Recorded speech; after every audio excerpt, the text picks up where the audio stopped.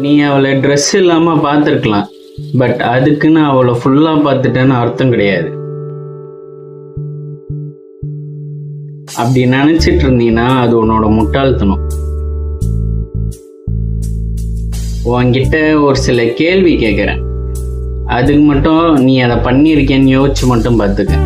அவளோட ட்ரீம் என்னன்னு உனக்கு தெரியுமா? அவள் மனசு நொறுங்குற விஷயம் என்னன்னு உனக்கு தெரியுமா? அவள் எவ்வளோ கஷ்டப்படுறான்னு உனக்கு தெரியுமா? அவளோட கோல் என்னன்னு உனக்கு தெரியுமா? இந்த மாதிரி நிறைய விஷயம் அவளை பற்றி உனக்கு தெரியுமா? நீ அதெல்லாம் யோசிச்சு கூட பார்த்துருக்க மாட்ட.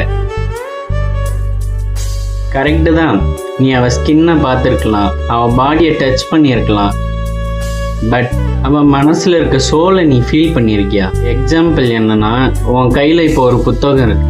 அந்த புத்தகத்தை ஒரு 4 பக்கம் திருப்பி பார்த்துட்ட அப்படின்னா அந்த புத்தகத்தை ஃபுல்லாக படிச்சிட்டோம் அப்படின்னு சொல்ல முடியாது. அதே மாதிரி தான் அந்த பொண்ணோட பாடியை நீ பார்த்துட்ட அப்படின்னா அவளை முழுசாக புரிஞ்சுக்கிட்டேன்னு அர்த்தம் கிடையாது. மனசில் இருக்கிற ஆன்மாவை நீ புரிஞ்சுக்கிட்டாதான் அவளை முழுசாக புரிஞ்சுக்கிட்டேன்னு உன்னால் வெளியே சொல்ல முடியும். திரும்பவும் சொல்கிறேன், she is not a just a toy, she is a soul. பெண்கள் பொருள் அல்ல, பொக்கிஷம்.